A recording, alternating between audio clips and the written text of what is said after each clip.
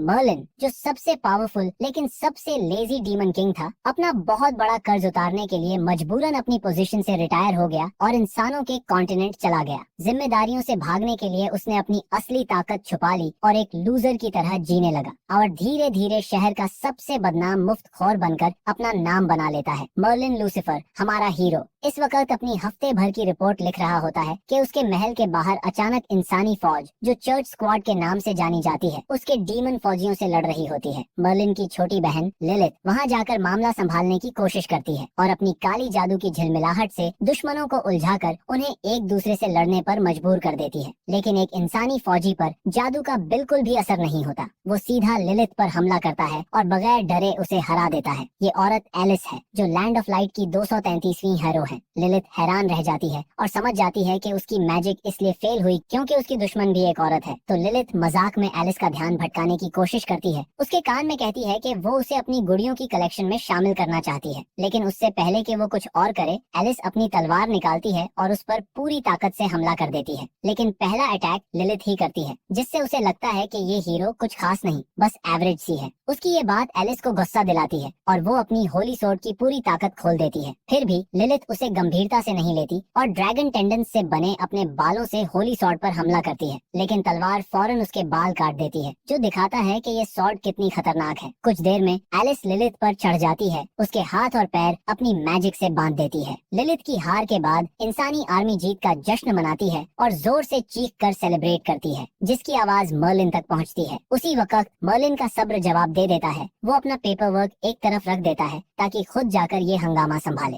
इसी दौरान एक दुश्मन को गिराकर एलिस को डीमन किंग से लड़ने का कॉन्फिडेंस मिल जाता है। वो अपनी टीम के लीडर ग्रैंड सेज की तरफ मुड़ती है और मर्लिन के महल की तरफ मार्च करने की इजाजत मांगती है। मगर ग्रैंड सेज जिद करता है कि वो खुद डीमन किंग को खत्म करेगा, जो कि कई इंसानी फौजियों और हीरोज को मार चुका है और हर दफा उनकी जंगों के फेल होने की वजह बना है। फिर वो अपना पावरफुल हथियार दिखाता है, एक ऐसी मशीन जो वेल जैसी शक्ल में होती है, एक ऐसी ताकत जो चर्च ने एक सेंचुरी में तैयार की है। ग्रैंड सेज प्राउडली कहता है कि ये वेल इंसानी दानाई और टेक्नोलॉजी का उरूज है और चर्च का सबसे अजीम शाहकार है। वो वेल को आसमान से रिलीज करता है और हुक्म देता है कि ये रास्ते में आने वाली हर चीज को तबाह कर दे। एलिस एहतजाज करती है और कहती है कि इतना एक्सट्रीम स्टेप लेने की जरूरत नहीं, मगर ग्रैंड सेज अपने इरादे से नहीं हटता। वो सारे डीमंस का सफाया करना चाहता है और समझता है कि यही एक वॉरियर का अजीम मकसद है। वो वेल को एक्टिवेट करता है और उसका बड़ा मुंह खुलता है, जहां से एक तबाहकुन होली प्लाज्मा बीम डीमन फौजियों पर छोड़ी जाती है, जिसका मकसद उन्हें एक ही बार में राख में तब्दील करना है। इसी वक्त मर्लिन लूसिफर सामने आता है।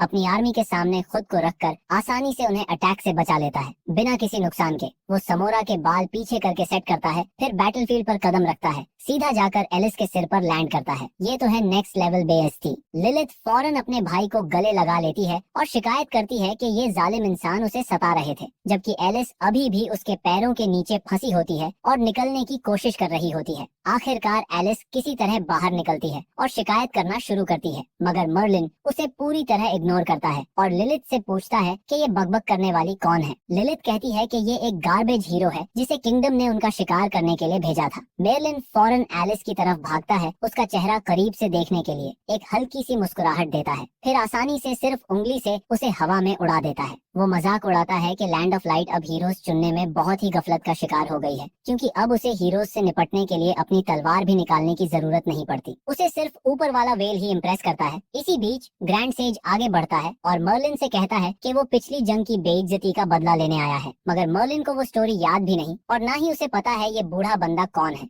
ग्रैंड सेज उसे याद दिलाने की कोशिश करता है, कहता है कि वो अकेला इंसान है जो उनकी आखिरी जंग से जिंदा निकला था और इस बात को अपनी बड़ी कामयाबी समझता है। मर्लिन आखिरकार याद करता है और पूछता है कि क्या वो वही डरपोक है जिसने अपना पैंट गीला करके जान की भीख मांगी थी और वादा किया था कि अगर मर्लिन उसे माफ कर दे तो वो ज्यादा लोग भेजेगा ताकि वो अपनी परफॉर्मेंस डीमन किंग के तौर पर बेहतर बना सके। ये सुनकर हीरो और बाकी फौजी हैरान हो जाते हैं, यकीन नहीं करते कि उनका लीडर इतना नीचे गिर गया और उन्हें बेचने की कोशिश की। ग्रैंड सेज फौरन इन इल्जामों को रिजेक्ट करता है, मर्लिन को झूठा कहता है और घबराकर अपनी फौजी ताकत इकट्ठी करता है और सबकी मैजिकल एनर्जी वेल में ट्रांसफर करता है ताकि उसकी ताकत 1000 गुना बढ़ जाए। लेकिन ये सारी पावर भी मर्लिन का कुछ नहीं बिगाड़ सकती। वेल के अटैक करने से पहले वो अपनी डार्क ब्लेड निकालता है और एक ही वार में पूरी चीज को तबाह कर देता है। ग्रैंड सेज के प्लान को पूरी तरह मिटा देता है। अपनी हार का एहसास करते हुए बूढ़ा फिर से घुटनों के बल गिरता है और इस दफा मर्लिन के पैरों से चिपक जाता है, अपनी जान की भीख मांगता है और सारा इल्जाम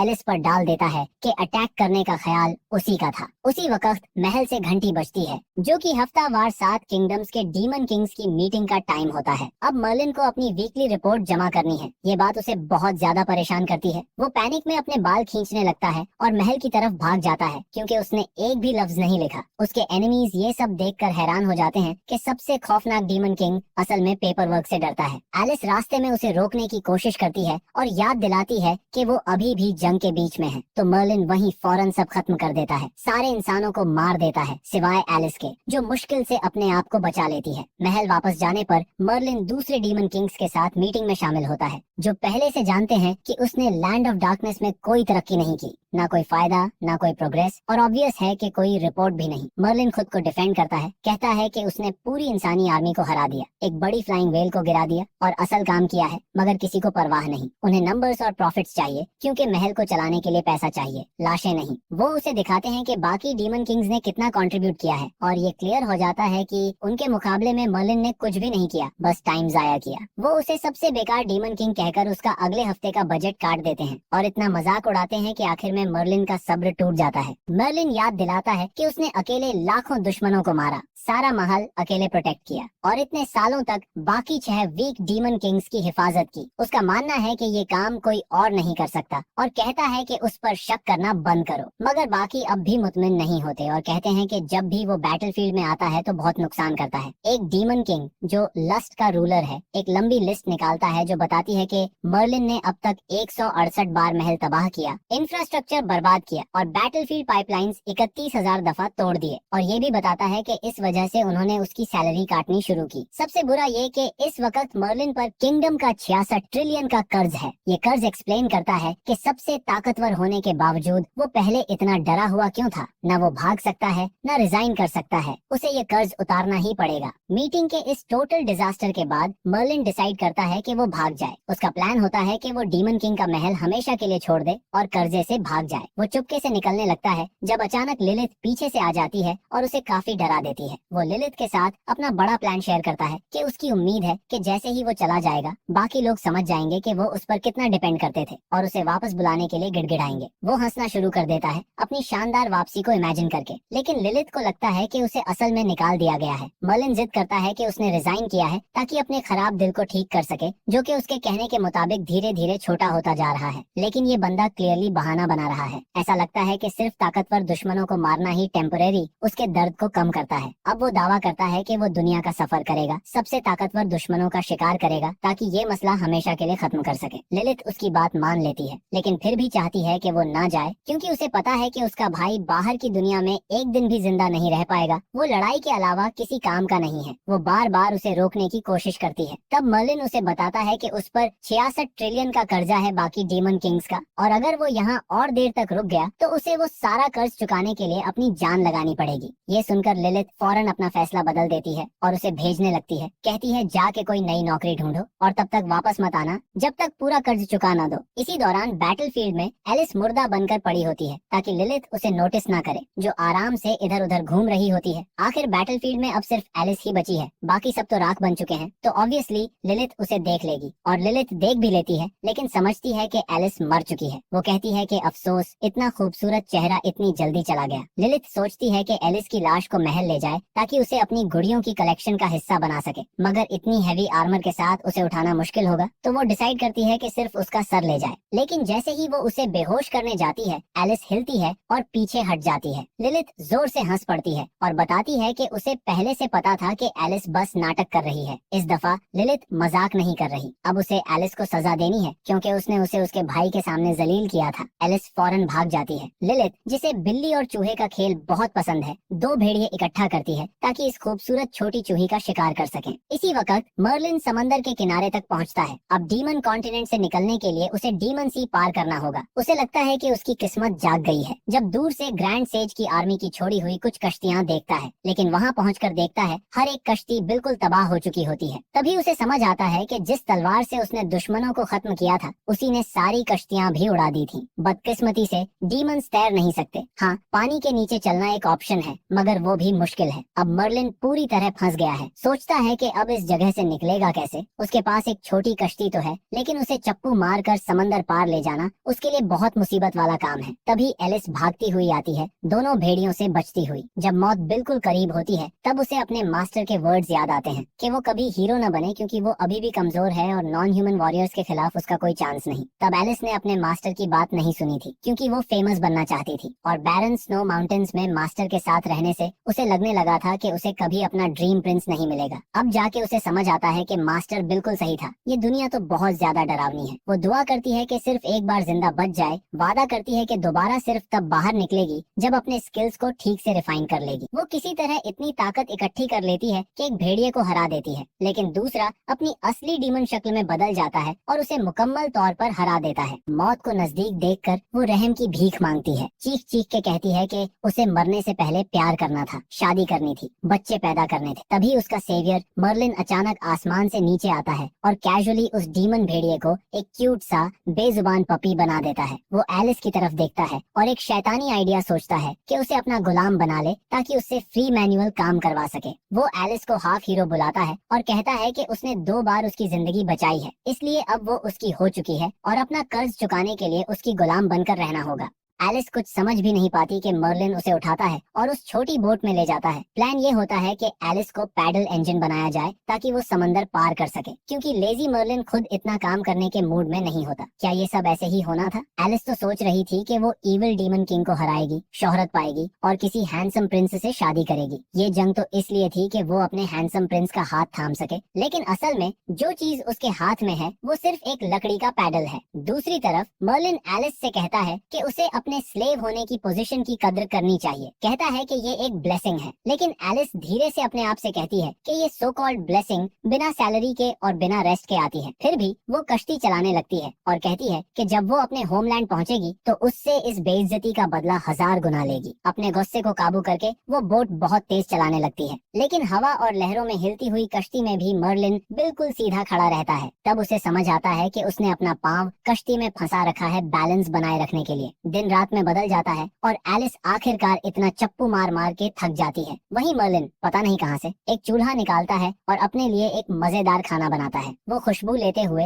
एलिस से पूछता है कि उसने कश्ती चलाना क्यों रोका, और उसे सबसे बेकार हीरो कहता है जो उसने कभी देखा हो। एलिस अब इस बंदे पर यकीन ही नहीं कर सकती। उसका सब्र खत्म हो चुका होता है। वो पैडल उसकी तरफ फेंकती है और कहती है कि वो रिजाइन करती है। उसे वापस काम पे लगाने के लिए मर्लिन उसे खाना शेयर करने का ऑफर देता है। पहले तो एलिस का ईगो उसे रोकता है, लेकिन जब उसका पेट गुड़गुड़ करता है तो वो मान जाती है और खाना खा लेती है। खाना इतना डिलिशियस होता है कि वो मर्लिन को मास्टर कहने लगती है और रोती है। मान लेती है कि उसमें बिल्कुल भी सेल्फ रिस्पेक्ट नहीं बची। गोश्त की खुशबू डीमन शार्क्स को अट्रैक्ट करती है और घबरा के एलिस सीधा मर्लिन की गोदी में घुस जाती है। मर्लिन सिर्फ एक घूर से शार्क्स को डरा के भगा देता है। एलिस हैरान होती है कि ये मॉन्स्टर्स अचानक भाग क्यों गए, तो मर्लिन मौका छोड़े बिना अपनी तारीफ करता है कि पूरे समंदर में सबसे ताकतवर चीज वो खुद है, इसलिए शार्क्स डर गए। लेकिन एलिस को लगता है कि बात कुछ और है। उसने सुना है कि इस समंदर के नीचे एक सी मॉन्स्टर रहता है और वो दुआ करती है कि उनका उससे सामना न हो। बताते बताते वो कहती है कि उनकी शिप्स पर किसी होली ड्रैगन की पोती को लगाया गया था। ये सुनकर मर्लिन को आखिरकार समझ आता है कि एलिस की आर्मी इतनी बदबूदार क्यों थी। वो डिफेंसिव हो जाती है और बहुत लंबा लेक्चर शुरू कर देती है। बताती है कि होली ड्रैगन का पूप सोने से भी ज्यादा कीमती होता है, लेकिन अब वो ड्रैगन गायब हो चुका है। अगर उसकी बातों में थोड़ा सा भी सच है तो इसका मतलब है कि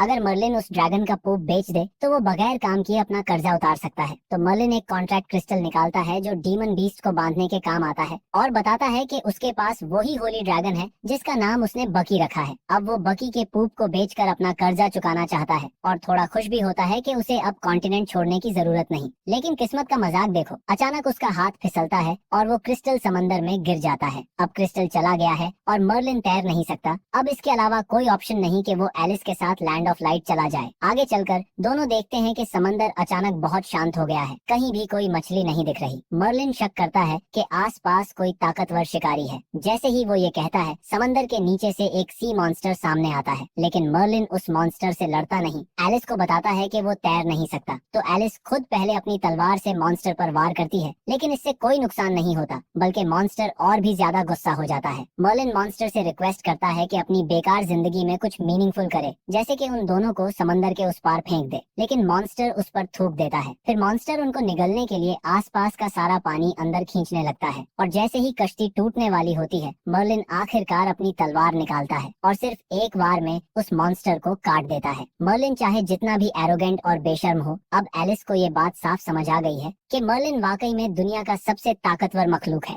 बाकी का सफर आराम से गुजरता है और कुछ ही देर बाद वो दोनों किनारे तक पहुंच जाते हैं। मर्लिन कहता है कि ये पूरा सफर उसके लिए कितना थका देने वाला था, जबकि असल में उसने सिर्फ हर काम एलिस से करवाया। एलिस उसकी मुनाफिकत को पॉइंट आउट करती है, लेकिन मर्लिन कहता है कि उसने भी अपना हिस्सा दिया, उसने उसे अक्लमंदी से कमांड किया, वरना वो कभी जिंदा किनारे तक नहीं पहुंचते। अब मर्लिन को लगता है कि एलिस उसके किसी काम की नहीं रही, इसलिए वो उसे अपनी गुलामी से निकाल देता है। उसे कहता है कि सैड न हो, क्योंकि ये रिश्ते तो वैसे भी लिखे नहीं गए थे। एलिस को इस बंदे की हिम्मत पर यकीन ही नहीं होता। वो चीख के कहती है कि वो उसका चेहरा दोबारा कभी देखना भी नहीं चाहती और पलट के चली जाती है, लेकिन मर्लिन फिर उसे रोकने लगता है, क्योंकि अब उसे एक और बार एलिस की मदद चाहिए। इस बार वो उसे कहता है कि अपना आर्मर उतार दे। जब एलिस इनकार करती है तो वो खुद उसका आर्मर उतार लेता है, लेकिन इसलिए नहीं कि उसका कोई गलत इरादा था। असल में उसके पास एक पैसा भी नहीं है और वो एलिस का आर्मर बेचना चाहता है पैसे कमाने के लिए। वो समझता है कि उसने समंदर का मॉन्स्टर मारकर एलिस की जिंदगी बचाई है, इसलिए वो आर्मर उसका हक है, और आखिर में वो उस आर्मर के साथ भाग जाता है, एलिस को अकेली किनारे पर छोड़कर। दूसरी तरफ उसके महल में लिलिथ आराम से घूम रही होती है, पूरी यकीन के साथ कि उसका बेकार भाई जिंदगी की मुश्किलात समझने के बाद वापस उसके पास लौट आएगा। इधर एलिस जब शहर लौटती है तो उसका कोई गर्मजोशी से वेलकम नहीं होता, बल्कि उसे सीधा कोर्ट में घसीट लिया जाता है, जहां उसे अपने साथियों की मौत का जिम्मेदार ठहराया जाता है। जज कहता है कि उसकी नाअहली की वजह से मर्लिन को मारने के लिए भेजी गई पूरी आर्मी तबाह हो गई, और ऊपर से उसका आर्मर भी खो गया, जो कि हीरोज की नस्लों से चलता आया था। सजा के तौर पर जज उससे हीरो की पोजीशन छीन लेता है और हुक्म देता है कि वो किंगडम को 50 मिलियन सोने के सिक्के दे। एलिस अपनी सफाई देती है कि आर्मर उससे डीमन किंग ने छीना, लेकिन कोई उसकी बात सुनने को तैयार नहीं होता। फैसला पहले से तय था। 1 साल गुजर जाता है। अब एलिस एक शिप पर दिखाई देती है, 2 पायरेट से लड़ रही होती है जो होली टियर के वॉरियर्स हैं। वो उससे एक रैंक ज्यादा ताकतवर हैं। वो मेयर की बेटी को बचाने आई है जो हॉस्टेज बनी होती है, लेकिन वो इतनी बुरी तरह लड़ रही होती है कि पायरेट्स हंस हंस के पागल हो जाते हैं। जब वो दोनों उसे खत्म करने ही वाले होते हैं, तभी एक अचानक एक्सीडेंट होता है। एक आदमी आसमान से टपककर सीधा दोनों पायरेट्स के ऊपर गिरता है और दोनों को कुचल देता है। वो हैरानी से पूछता है कि वो दोनों पायरेट्स आखिर गए कहाँ। उसे पता ही नहीं होता कि उसने उन्हें अपने लैंड करने के वक्त ही कुचल दिया है। एलिस उसे इन्फॉर्म करती है कि वो दोनों पायरेट्स उसके पांव के नीचे हैं। ये क्लियर हो जाता है कि ये शख्स मर्लिन ही है, अपनी इंसानी भेस में। वो ये सुनकर आया है कि ये पायरेट्स होली टियर के हैं और अपने खराब दिल के दर्द को कम करने के लिए उन्हें मारना चाहता है। अटैक करने से पहले मर्लिन दोनों पायरेट्स से तमीज से माफी मांगता है कि ये कुछ पर्सनल नहीं है, और अपनी तलवार निकालकर सिर्फ एक स्लैश में उन्हें काट डालता है। उस स्लैश की शॉकवेव इतनी ज्यादा होती है कि एलिस के बुलाए गए बैकअप शिप्स भी तबाह हो जाते हैं। एलिस ने अब तक उसका चेहरा नहीं देखा, इसलिए पहचाना भी नहीं, और ख्याल में चली जाती है कि शायद ये उसका वो रोमांटिक एडवेंचरर है जिसका उसने हमेशा ख्वाब देखा था। वो धीरे धीरे उसकी तरफ बढ़ने लगती है ताकि उसका चेहरा देख सके, लेकिन मर्लिन सुपरमैन की तरह उड़ जाता है इससे पहले कि वो पास पहुंच पाए। कुछ ही देर बाद एक न्यूज रिपोर्टर लाइव आकर पूरी नेशन को बताता है कि रेस्क्यू फ्लीट को किसी मिस्टीरियस क्रिमिनल ने तबाह कर दिया है, एक शख्स जो अब नाइट ब्लेड के नाम से मशहूर हो चुका है। एलिस माइक छीन लेती है और अपना बेमतलब का ओपिनियन शेयर करती है कि नाइट ब्लेड कोई क्रिमिनल नहीं बल्कि एक हीरो है जिसने होली टियर पायरेट्स को हराया। वो उसकी तारीफों के पुल बांधने लगती है कि उसने कभी किसी को इतना ताकतवर, इतना अच्छा तलवारबाज नहीं देखा, और फिर सच में मान लेती है कि वो शख्स उसका रोल मॉडल बन गया है। घर लौटकर एलिस अपने स्टैश में 250 सोने के सिक्के और ऐड करती है, जिसे मिला के टोटल 10,000 हो जाते हैं। वो खुशी से झूम उठती है कि अब कुछ प्रोग्रेस हो रही है, लेकिन फिर उसे याद आता है कि उसकी टोटल डेट अब भी 39 करोड़ 99 लाख गोल्ड कॉइन्स है। तभी उसे हकीकत का दर्दनाक एहसास होता है कि वो किस कदर बुरी तरह फंस चुकी है। वो गुस्से से टेबल पर जोर से हाथ मारती है और गलती से पानी अपने गिल्ड कमीशन पेपर्स पर गिरा देती है। पेपर्स दोबारा चेक करते वक्त उसे एक नया बाउंटी नोटिस दिखता देखता है 5,000 सोने का इनाम एक शख्स के ऊपर जो दक्षिण में मुफ्त खौरी कर रहा है, और ये शख्स कोई और नहीं बल्कि खुद मर्लिन है, उसकी वही टिपिकल स्मग स्माइल के साथ। एलिस पहले शक करती है कि कहीं ये वही डीमन किंग तो नहीं, लेकिन फौरन खुद ही उस आइडिया को डिसमिस कर देती है, क्योंकि उसका मानना है कि डीमन किंग इतनी चीप हरकत नहीं करेगा कि कहीं जाके मुफ्त का खाए। खैर, फिलहाल उसके पास और बहुत काम है। जाने से पहले एलिस अपने रूम में नाइट ब्लेड की पीठ वाली तस्वीर की वर्शिप करती है, उसे किस करती है और उससे दुआ करती है कि वो उसे इतनी लक दे दे कि वो अपना कर्ज चुका सके।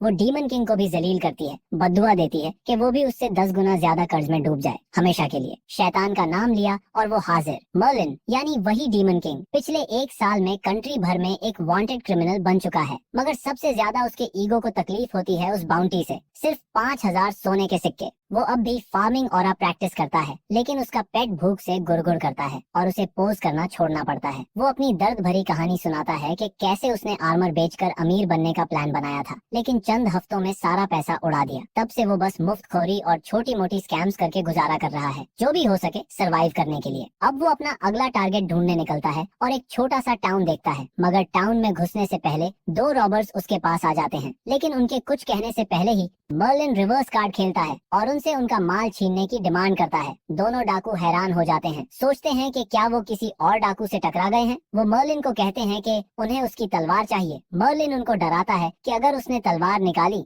तो उनके बेकार चेहरे जमीन से मिटा देगा, लेकिन वो समझते हैं कि वो मजाक कर रहा है। एक डाकू तो अपनी स्किल दिखाने के लिए एक एप्पल को स्टाइलिश तरीके से छीलना शुरू कर देता है। दूसरा वाला इम्प्रेस हो जाता है, लेकिन मर्लिन शायद दुनिया का सबसे बड़ा तलवारबाज इम्प्रेस नहीं होता। वो आराम से उस छोटे डाकू को अपने पीछे करता है और एक ही स्लैश में बड़े डाकू को काट डालता है, इतनी स्पीड और शार्पनेस के साथ कि वो असल में गॉब्लिन निकलता है। दूसरा गॉब्लिन घबरा के भाग जाता है और वो सेब गिरा देता है। मर्लिन वो सेब उठाता है, मजे से खाता है और टाउन में आगे बढ़ जाता है, लेकिन वो भागता हुआ गॉब्लिन बाद में अपने गॉब्लिन किंग को सब कुछ बता देता है। गॉब्लिन किंग इसे सीधा सीधा ह्यूमंस के साथ उनकी पीस ट्रीटी का वायलेशन समझता है, लेकिन असल में ये सब उसका एक सीक्रेट प्लान था। उसने कुछ गॉब्लिन्स को इंसानों का भेष देकर हर तरफ फैला दिया था, ताकि कोई न कोई कॉन्फ्लिक्ट शुरू हो जाए, और अब उसे वो रीजन मिल गया है जिसकी उसे तलाश थी। अब जबकि किसी बेवकूफ ने आखिरकार जाल में कदम रख लिया है, गॉब्लिन किंग पूरी तरह तैयार है। वो अपने फौजियों को हुक्म देता है कि इंसानी शहर पर हमला करो,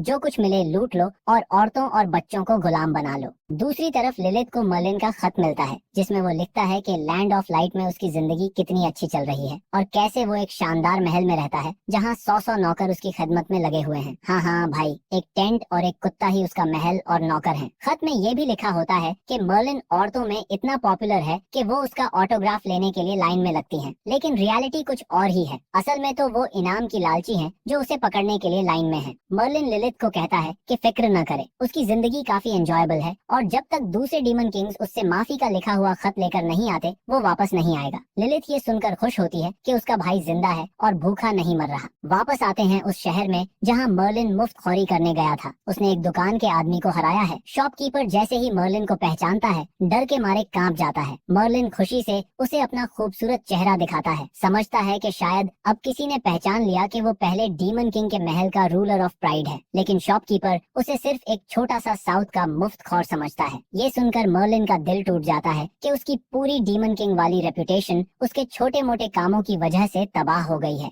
शॉपकीपर चीख मार के मदद के लिए पुकारता है कि साउथ का मुफ्त खौरा आ गया है और एक सेकंड में चारों तरफ से लोग आ जाते हैं। बेमतलब लड़ाई से बचने के लिए मर्लिन भाग जाता है और चिल्लाता है कि वो मुफ्त खौर नहीं है। वापस जाते हुए उसकी मुलाकात एक बच्चे से होती है जो उसके चेहरे से मुतासिर होता है और कहता है कि अगर वो एक अच्छा परफॉर्मेंस दे तो उसे पैसे देगा। मर्लिन डिसाइड करता है कि उस बच्चे के लिए एक शो करे, लेकिन आखिर में वो अपनी तलवार नहीं निकालता। उसे डर होता है कि कहीं बच्चा चोट न खा जाए। फिर भी उसे लगता है कि उसने काफी अच्छा शो दिया है और कम से कम 10 सोने के सिक्के मांगता है, लेकिन वो बच्चा इतना आसान शिकार नहीं होता और मर्लिन को कह देता है कि वो एक पैथेटिक लूजर है जो लोगों को धोखा देने की कोशिश करता है बजाय इसके कि कोई असल नौकरी करे। मर्लिन अब इस 12 साल के बच्चे की बदतमीजी बर्दाश्त नहीं करता और उसे सबक सिखाने के लिए उसका आइसक्रीम कोन छीनकर जमीन पर फेंक देता है। बच्चा उसे डीमन कहकर पुकारता है, लेकिन मर्लिन इसे बुरा नहीं मानता क्योंकि असल में वो यही तो है। वो उल्टे कदम चलता है, तभी एक गाड़ी रुकती है और और एलिस उसमें से उतरती है। वो एक मिशन पर आई है और उसके साथ कुछ और एडवेंचरर्स भी हैं। उनमें से एक पूछता है कि एलिस का हीरो स्टेटस क्यों छीन लिया गया। इसी वक्त वो आदमी जो मर्लिन से एलिस का आर्मर खरीद चुका होता है अपनी नई किताब का ऐलान करता है, जिसमें लिखा होता है कि डीमन किंग ने एलिस को गुलाम बना लिया था और उसे जिस्मानी और जहनी तकलीफ दी थी। शायद ये सब मर्लिन ने उसे आर्मर बेचते वक्त बताया हो। एलिस ये सुनकर पागल हो जाती है और ग्रुप की एक लड़की को समझाने की कोशिश करती है कि ऐसा कुछ भी नहीं हुआ, लेकिन वो लड़की किताब बेचने वाले पर ज्यादा भरोसा करते हुए कहती है कि हर किसी का एक ऐसा माजी होता है जिसे वो भूलना चाहता है। अपनी रेपुटेशन बचाने के लिए एलिस चिल्लाकर डिमांड करती है कि ये बेकार किताब की सेल्स रोकी जाए, मगर उसे पता चलता है कि ये किताब पहले ही 5 मिलियन कॉपी बेच चुकी है। ये सुनकर एलिस को पहली बार समझ आता है कि सोशल लाइफ का क्या मतलब होता है और वो डिप्रेशन में चली जाती है। जब वो कुछ हद तक ट्रॉमा से बाहर निकलती है तो ग्रुप अपने मिशन पर बात करता है। गॉब्लिन डाकुओं का एक ग्रुप जिन्होंने शहर के पास एक गुफा में ठिकाना बना लिया है, लेकिन उससे पहले ग्रुप के एक कपल ने अपनी शादी का ऐलान कर दिया है, जो एलिस को बहुत बुरा फील कराता है क्योंकि उसे लगता है कि ये दोनों साइड कैरेक्टर्स प्लॉट के लिए मरने वाले हैं। वो कपल फ्यूचर के प्लान्स डिस्कस करता है, जैसे कि ये उनका आखिरी मिशन है, वो वापस जाकर सेटल होना चाहते हैं, कुछ भी गलत नहीं होगा। एलिस उन्हें चुप करवाने की कोशिश करती है मगर फेल हो जाती है और उन्हें जाने देती है। खुद एलिस का मिशन है साउथ के मुफ्तखोर को ढूंढना, और इस वक्त वही मुफ्तखोर यानी मर्लिन एक होटल में बैठा मेन्यू का हर आइटम खा रहा होता है। जब वो चुपके से निकलने की कोशिश करता है तो मैनेजर मार्था उसे पकड़ लेती है। मर्लिन जल्दी से बहाना बनाता है कि वो यहाँ जॉब के लिए अप्लाई करने आया था। वो कहता है कि वो रॉयल एकेडमी का ग्रेजुएट है और काफी स्किल्स का जिक्र करता है, यहाँ तक कि ये भी कहता है कि उसने कभी जिंदगी में कर्ज नहीं लिया। मार्था को अब भी उस पर यकीन नहीं होता और कहती है कि वो वेटर बनने के लायक भी नहीं। तो उसे मनाने के लिए मर्लिन एक स्किल का इस्तेमाल करता है जो उसने लस्ट के रूलर से सीखी थी, डिस्को डांस। हाँ, वही डांस जो एनिमे के ओपनिंग सॉन्ग में भी होता है। आखिरकार मार्था इम्प्रेस हो जाती है, शायद ज्यादा ही, और उसे हायर कर लेती है। उसे एक शिफ्ट का एक सोने का सिक्का और ड्रिंक्स पर 15% कमीशन मिलेगा। मर्लिन जो सिर्फ एक्टिंग कर रहा था अब वाकई इंटरेस्टेड हो जाता है। मार्था कैजुअली कह देती है कि पहला मील उसकी पहली सैलरी में से काट लिया जाएगा। फिर वो उसे अपने बेटे हेनरी से मिलवाती है, जो वही बच्चा होता है जिससे मर्लिन ने पहले आइसक्रीम छीनी थी। इस दफा हेनरी कुछ नहीं कह पाता क्योंकि उसकी माँ साथ होती है। कुछ घंटों बाद मर्लिन की शिफ्ट शुरू होती है। उससे पहले हेनरी उसे गेस्ट रूम ले जा रहा होता है। रास्ते में मर्लिन उससे माफी मांगता है और कहता है कि अगर वो पुरानी बात भूल जाए तो वो उसे अपना अल्टीमेट ब्लेड स्ट्राइक फ्री में सिखा देगा, मगर हेनरी मना कर देता है और कहता है कि मर्लिन को तो तलवार चलानी भी नहीं आती। वो प्राउडली कहता है कि उसका असली आइडियल तो नाइट ब्लेड है। मर्लिन इतना खुश होता है कि फौरन हेनरी को बताता है कि वो खुद ही नाइट ब्लेड है, मगर हेनरी हैरान होने के बजाय उसे रूम में धक्का मार के भेज देता है और उसकी झूठों से तंग आकर चला जाता है। दूसरी तरफ वो एडवेंचरर्स जो गॉब्लिन केव गए थे अब गॉब्लिन आर्मी से घिर चुके हैं और किसी भी वक्त मरने वाले हैं। एलिस ने बिल्कुल भी नहीं सोचा था कि ये सब होगा। जब लड़की मरने वाली होती है उसका बॉयफ्रेंड उसे बचाने के लिए गॉब्लिन मेज से डील कर लेता है। होटल में मर्लिन आधा काम कर रहा होता है और आधा चिल। वो ड्रिंक्स जल्दी सर्व कर रहा होता है बट कस्टमर्स फिर भी खुश नहीं होते, लेकिन मर्लिन को कोई फर्क नहीं पड़ता। वो कहता है कि कस्टमर को इज्जत महसूस करनी चाहिए कि वो खुद उसे सर्व कर रहा है, लेकिन ये बदतमीजी सिर्फ मेल कस्टमर्स के साथ होती है। लेडीज के लिए वो एकदम रॉयल सर्विस देता है, हत्ता कि उन्हें फ्री केक भी देता है। ब्रो लिटरली दूसरों की गर्लफ्रेंड्स चुरा रहा होता है और उन लेडीज के लिए फुल परफॉर्मेंस दे रहा होता है जिन्होंने उसे और होटल दोनों को पसंद करना शुरू कर दिया है। मेल कस्टमर्स अब शायद ज्यादा ना आए, फिर भी मार्था खुश होती है क्योंकि उसकी ड्रिंक सेल्स आसमान को छू रही होती है। वो मर्लिन की तारीफ करते हुए कहती है कि वो उसका टॉप परफॉर्मर है। मर्लिन चाह रहा होता है कि ये परफॉर्मेंस रिकॉर्ड हो जाए और वो दूसरे डीमन रूलर्स को दिखा सके जो उसे लूजर समझते हैं। मार्था बताती है कि शहर की सारी लड़कियां मर्लिन के जुनून में हैं, इसलिए वो चाहती है कि ये सब न्यूज़पेपर में पब्लिश कराए। मर्लिन जानता है अगर ऐसा हुआ तो उसकी सबसे डरावनी डीमन लॉर्ड वाली रेपुटेशन खत्म हो जाएगी। ऐसा ना हो इसलिए वो मार्था से रिक्वेस्ट करता है कि वो ऐसा ना करे और कहता है कि वो लो प्रोफाइल रखना चाहता है और हर कस्टमर को अच्छी सर्विस देगा। मार्था को मर्लिन की बातें पसंद आती हैं और शायद उस पर दिल भी आ जाता है, लेकिन उसका बेटा हेनरी ये बर्दाश्त नहीं करेगा। वो नहीं चाहता कि ये मुफ्तखोर उसका बाप बन जाए, इसलिए वो मर्लिन को वार्न करता है कि अगर उसने उसकी माँ के साथ कुछ किया तो वो उसकी पिटाई करेगा। मर्लिन मार्था के सामने अच्छा बनता है, लेकिन अंदर से वो इस बिगड़े हुए लड़के को पीटने का इरादा रखता है। बाद में एलिस शहर में घूम रही होती है मुफ्तखोरे के निशान ढूंढती हुई, जब वो हेनरी को सुनती है जो जोर से एक दरख्त को मार रहा होता है और कह रहा होता है मैं तुझे सबक सिखाता हूँ मुफ्तखोरे। वो उसे इनाम वाली तस्वीर दिखाती है और हेनरी किसी तरह भी मर्लिन की ईविल मुस्कुराहट को नहीं पहचानता। वो कहता है कि जिस मुफ्तखोरे की वो बात कर रहा था वो उसकी माँ के होटल में काम करता है और औरतों को ड्रिंक्स खरीदने के लिए उल्लू बना रहा है और सिर्फ चंद दिनों में उनकी आधी साल की कमाई कमा चुका है।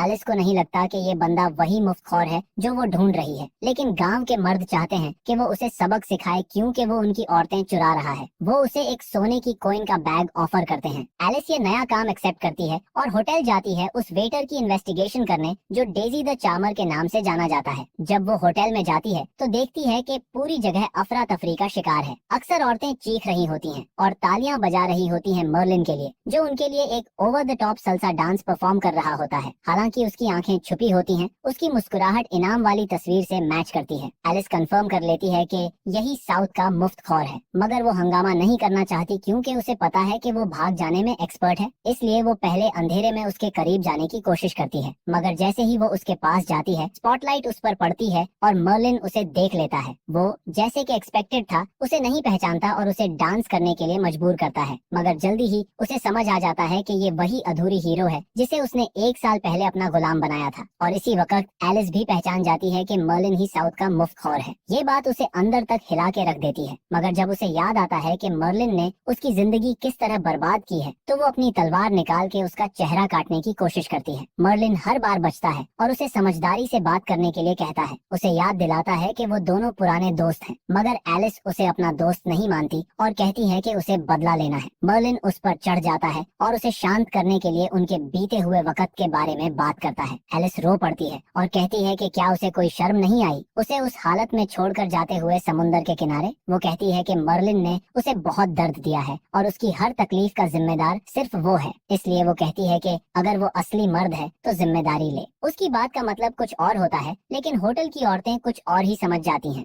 उन्हें लगता है कि मर्लिन ने उनको यूज करके छोड़ दिया है। ये जानकर वो सब होटल छोड़ के चली जाती हैं। मर्लिन चाहता है कि एलिस सब कुछ समझाए, लेकिन वो सिर्फ रोती रहती है और कहती है कि उसका आर्मर वापस दे दो। होटल बंद कर दी जाती है सिचुएशन सॉल्व करने के लिए, और मार्था जो टूट चुकी होती है सोच कर के शायद एलिस उसकी गर्लफ्रेंड थी, कहती है कि मर्लिन सब कुछ क्लियर करे। मर्लिन थक जाता है। वो एलिस से कहता है कि रोना बंद करे क्योंकि उसके हिसाब से तो रोना मुझे चाहिए। वो कहता है कि एलिस ने सीन क्रिएट करके उसका शो बर्बाद कर दिया, उसकी रेपुटेशन भी गई और उसे आज कोई टिप भी नहीं मिली। लेकिन एलिस कहती है कि जो उसने किया सही किया। वो कहती है कि अगर मर्लिन उसे अकेला छोड़ देगा और उसका आर्मर वापस कर देगा तो वो चली जाएगी। मर्लिन को समझ नहीं आता क्योंकि उसके लिए वो आर्मर तो एलिस की तरफ से एक गिफ्ट था, और अगर उसने ले भी लिया तो उसे लगता है कि सही किया क्योंकि लैंड ऑफ लाइट ने हमेशा लैंड ऑफ डार्कनेस को लूटा है। मगर एलिस सिर्फ अपना आर्मर वापस चाहती है। अगर वो किंगडम को वापस दे पाई तो शायद उसका कर्ज खत्म हो जाए। मगर उसकी बदकिस्मती ये है कि मर्लिन ने वो आर्मर 10 मिलियन गोल्ड कॉइन्स में बेच दिया था और सारा पैसा उड़ा दिया।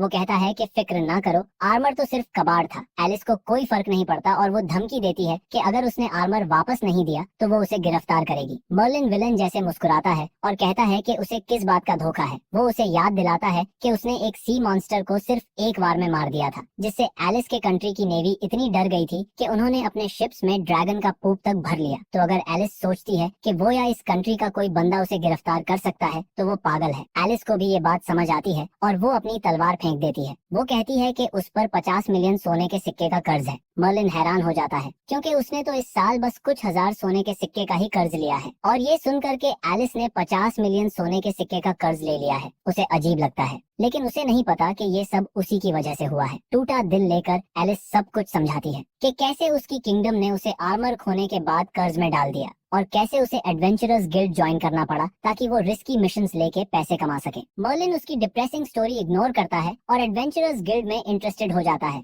वो पूछता है क्या वाकई वहाँ हाई रिवॉर्ड्स और होली टियर एनिमीज होते हैं। उसे दोनों चाहिए, पैसा और पावरफुल दुश्मन। वो इस मौके को छोड़ नहीं सकता, इसलिए वो एलिस से कहता है कि उसे बताए कि वो एडवेंचरर कैसे बन सकता है। जब उसे प्रोसेस पता चलता है तो वो उसे पुरसुकून करने की कोशिश करता है और कहता है कि वो दोनों पुराने दोस्त हैं और उसे रेफर कर दो। कहता है कि उसका बचपन का सपना था एडवेंचरर बनना। सच में भाई एक नंबर का नाटकबाज है। एलिस उसके झूठ समझ जाती है और कहती है कि जा यहाँ से। इसी दौरान मार्था का बेटा हेनरी सैड होता है और शहर के गेट्स के पास घूम रहा होता है क्योंकि वो वापस उस जगह नहीं जाना चाहता जहाँ वो घटिया मुफ्त खौर है। इसी वक्त वो आदमी जो पहले गॉब्लिन मेज के साथ डील करता है गेट के पास आता है और गार्ड से कहता है गेट खोलो। रूल ये है कि आधी रात के बाद गेट नहीं खुलता, लेकिन वो कहता है कि उसके सारे साथी एक मिशन में मर गए और वो मुश्किल से बचा है, इसलिए गार्ड उसे अंदर आने देता है बिना ये जाने कि गॉब्लिन्स की आर्मी उसके पीछे छुपी हुई है। जैसे ही गेट खुलता है गॉब्लिन्स फुल अटैक करते हैं। मेज सबसे पहले उस आदमी पर अटैक करता है और कहता है कि अपने साथियों के साथ गुलाम बन जा, क्योंकि गॉब्लिन्स कभी डील नहीं करते।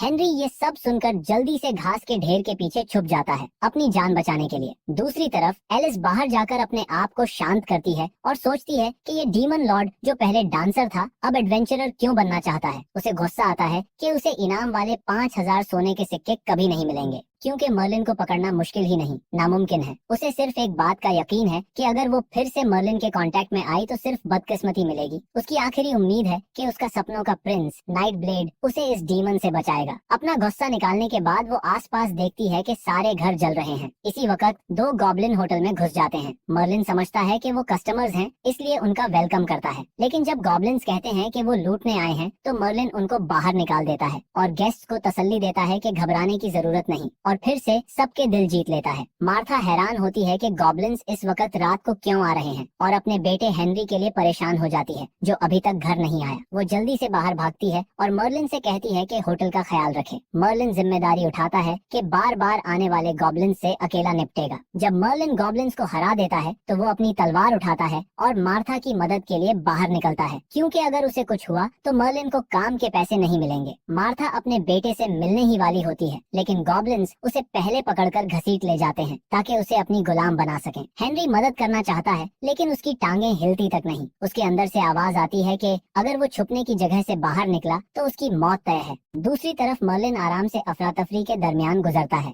गॉब्लिन्स को इग्नोर करता हुआ। लेकिन हर बार जब गॉब्लिन्स उस पर हमला करते हैं वो गलती उन्हीं के लिए महंगी पड़ती है, क्योंकि हर बार वो मर जाते हैं। तभी एलिस उसका सामना करती है और इल्जाम लगाती है कि मर्लिन ने गॉब्लिन्स के साथ मिलकर गाँव पर हमला करवाया है। मर्लिन उसे जवाब देता है कि अगर तुम हीरो हो तो तुम्हारा आईक्यू इतना लो क्यों है। वो साफ कह देता है कि वो एक शानदार डीमन किंग कभी भी गॉब्लिन्स जैसे बेकार क्रीचर्स के साथ नहीं मिलता। एलिस के बेवकूफाना इल्जामों के लिए उसके पास टाइम नहीं, इसलिए वो उसे इग्नोर करके आगे बढ़ जाता है। एलिस उसे सजेस्ट करती है कि वो दोनों मिलकर लोगों को बचाएं, लेकिन मर्लिन कहता है कि वो ये मुफ्त में नहीं करेगा। उसे 10,000 सोने के सिक्के चाहिए। एलिस के पास तो पैसा है ही नहीं, और वैसे भी उसका 50 करोड़ सोने के सिक्के का कर्ज भी मर्लिन की वजह से है, तो वो उसे एक पैसा भी नहीं देगी। और मर्लिन बिना कुछ और कहे चला जाता है, एलिस को मजबूर करते हुए कि वो अकेली गांव की हिफाजत करे। एलिस अपना आइस मैजिक इस्तेमाल करते हुए एक के बाद एक गॉब्लिन्स को गिराना शुरू करती है, चाहे वो उस पर ज्यादा हो जाते हैं। तभी गॉब्लिन मेज सामने आता है और कहता है कि एक एलिट टियर मेज भी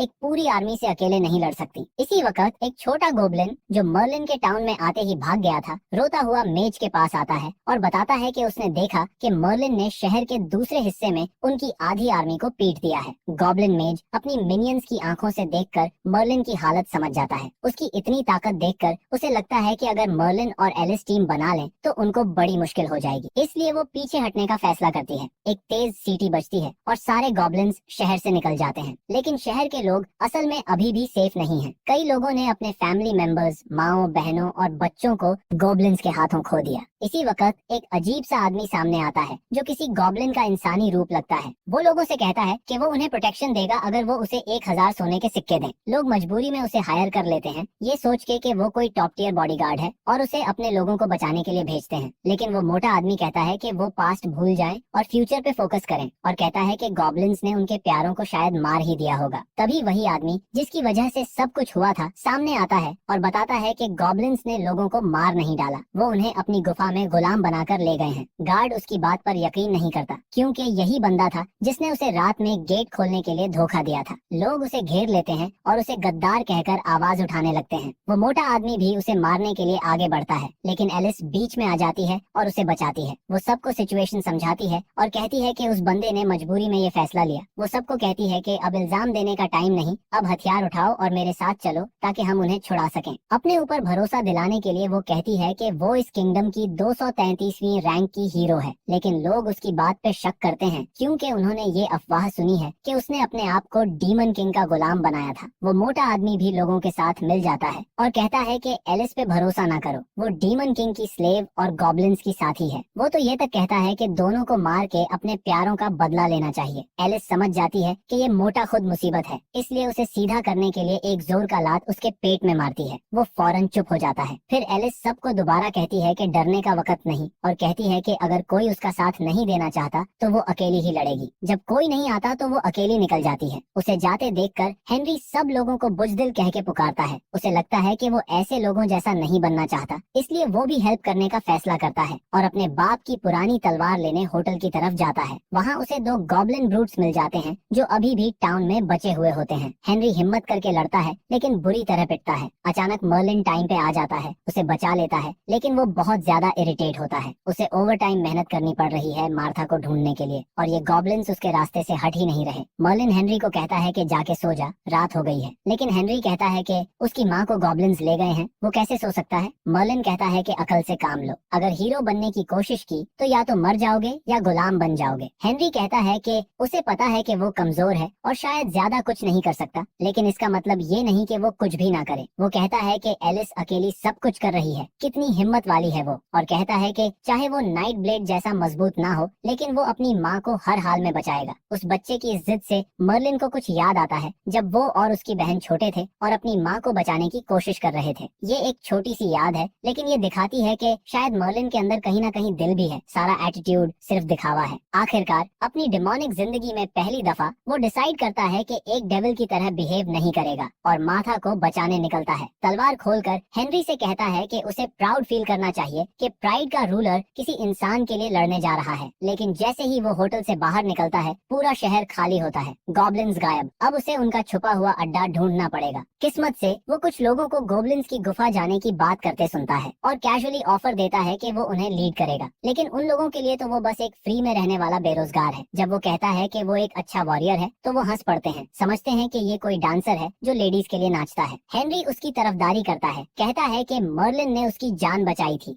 2 गॉब्लिन्स को हराकर। फिर भी लोग नहीं मानते तो मर्लिन लीडरशिप मिस्टर चंकी को दे देता है। इस दौरान गॉब्लिन केव के अंदर गॉब्लिन किंग और मेज रेड की सक्सेस पर खुश हो रहे होते हैं। मेज फख्र से कहती है, ये तो सिर्फ शुरुआत है, अब हम जब चाहें शहर लूट सकते हैं। जब किंग कुछ कहने लगता है तो वो उसे टोक देती है। ज्यादा स्क्रीन टाइम लेने वाले विलन्स सबसे पहले मरते हैं। फिर वो उसे उन 2 लोगों के बारे में वार्न करती है जिनसे वो पहले मिल चुके हैं और मालूम है वो वापस आएंगे, इसलिए पहले से ट्रैप्स बिछाए गए होते हैं। थोड़ी देर बाद मर्लिन और ग्रुप केव तक पहुंचते हैं। हेनरी बिना सोचे समझे अंदर दौड़ता है और फ्लेम बैरियर ट्रिगर कर देता है। मर्लिन भी आराम से उसमें फंस जाता है क्योंकि ऑब्वियसली उसे परवाह ही नहीं। मेज और उसका स्क्वाड बाहर आता है, धमकी देते हैं कि सरेंडर करो वरना रोस्ट हो जाओगे। मिस्टर चंकी की हिम्मत हवा हो जाती है और वो मर्लिन से मदद की भीख मांगता है। मर्लिन आह भरकर फ्लेम बैरियर में से यूं गुजरता है जैसे वो सिर्फ गर्म हवा का पर्दा हो। गॉब्लिन्स मेज के लिए ताली बजाते हैं, लेकिन मर्लिन भी ताली बजाता है। पीछे से बॉस जैसा अपीयर होता है और कहता है, इतना फनी क्या है। मेज हिल जाती है, पूछती है, तू है कौन। ये एक सिंपल सवाल मर्लिन को आइडेंटिटी क्राइसिस में डाल देता है। क्या वो डीमन लॉर्ड है, वेटर, मुफ्तखोर या स्ट्रिपर, यानी लोगों की औरतें चुराने वाला। वो खुद को डीमन लॉर्ड नहीं कह सकता, फिर डिजास्टर हो जाएगा। तो वो शांति से पीस साइन दिखाता है और कहता है, मैं हूँ डेजी, होटल का फ्रेंडली वेटर। इससे मेज को सुकून नहीं मिलता, लेकिन मेल गॉब्लिन्स पागल हो जाते हैं। मेज सीरियस हो जाती है, कोई स्ट्रॉन्ग ऑरा फील नहीं करती और सोचती है ये सिर्फ एक लूजर है। वो वेपन निकालती है। मर्लिन उसका हाथ जेंटली पकड़ता है और कहता है कि मार्था को छोड़ दो, जानों को बर्बाद मत करो। उसकी चमकती हुई एनिमे आंखें मेज को थोड़ा हिला देती हैं, लेकिन वो अल्टीमेट फायर स्पेल मार देती है। मर्लिन कैजुअली छींकता है और वो छींक ही उस स्पेल को रिफ्लेक्ट करके सब गॉब्लिन को खत्म कर देती है। मैज शॉक में गिरती है और मर्लिन उसके चेहरे को हल्का सा टच करता है। वो स्पीड से उड़ते हुए पहाड़ों में जा गिरती है। ट्रैप सिस्टम डाउन हो जाता है, ग्रुप फ्री हो जाता है। लोग मर्लिन के पीछे देखते हैं और सोचने लगते हैं क्या ये वही नाइट ब्लेड है जो टीवी पर आता है। इस दौरान 2 रूकी गॉब्लिन्स हॉस्टेजेस की हिफाजत कर रहे होते हैं। लाइट्स ऑफ होती हैं। एलिस एंट्री मार देती है, सबको छुड़ा देती है और रास्ता साफ करके उनको सेफ जगह ले जाती है। लेकिन सबसे बड़ा खतरा अभी बाकी है, वो है गॉब्लिन किंग। वो अपने थ्रोन से उठता है और एलिस उसकी पावर फील कर लेती है। वो कहती है, ये तो होली टियर है और वो सिर्फ एलीट टियर मेज है, जीतने का 0 चांस। दूसरी तरफ मर्लिन गुफा के अजीब डिजाइन की वजह से गुम हो जाता है। एलिस अपनी पूरी कोशिश के बावजूद पकड़ी जाती है। गॉब्लिन किंग उसे पकड़ के दर्द देना चाहता है, मारना नहीं चाहता,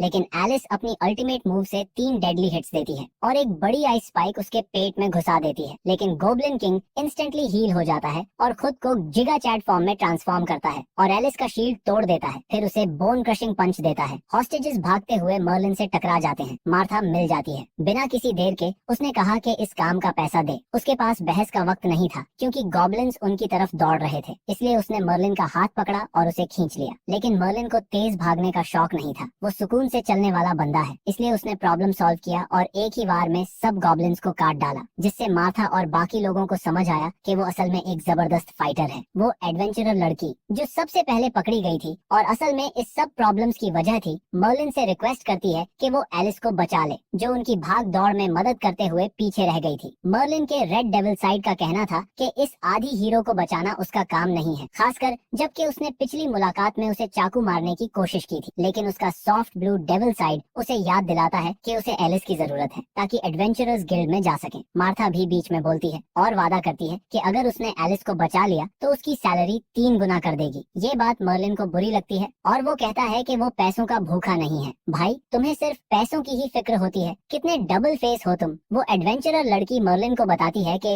एलिस गॉब्लिन किंग के हॉल के अंदर है, जो सोने के सिक्कों से भरा हुआ है और जिसका किंग होली टीयर का है। ये बात मर्लिन की तवज्जो खींच लेती है। उसे पैसा भी चाहिए और ताकतवर दुश्मन भी, ताकि जिंदा रह सके। बगैर किसी हिचकिचाहट के वो अंदर दौड़ जाता है, जबकि पीछे लड़कियां सोचती हैं कि ये कुर्बानी देने वाला हीरो खुद को खतरे में डालकर अपनी एलिस को बचाने गया है। मर्लिन केव के लंबे रास्ते से दौड़ता हुआ बड़ा गेट तोड़ता है और हॉल के अंदर चला जाता है ताकि उस बेकार हीरो को बचा सके। गॉब्लिन किंग एक असली विलन की तरह मर्लिन को देखकर लंबी स्पीच शुरू करता है, लेकिन मर्लिन उसे बिल्कुल इग्नोर करता है और सीधे उसके पीछे पड़े खजाने को गौर से देखने लगता है। भाई ने तो जैकपॉट मार लिया। वो लिटरली गॉब्लिन किंग को साइड में करता है और खजाना लेने लगता है। गॉब्लिन किंग हैरान रह जाता है, ये बंदा ऐसे ही अंदर आकर सारा माल कैसे ले सकता है जो उसने इतनी मेहनत से चुराया था। मजाक का लेवल देखो। मर्लिन उससे कहता है कि चुप हो जा, फिर आराम से गॉब्लिन किंग का बायां हाथ काट देता है और एलिस को बचा लेता है। एलिस की इतनी बुरी हालत देखकर उसे थोड़ा दुख होता है। वो उसे इस हालत में वापस नहीं ले जा सकता। अगर मार्था ने इसे ऐसे देखा तो हो सकता है कि वो उसका पैसा काट ले।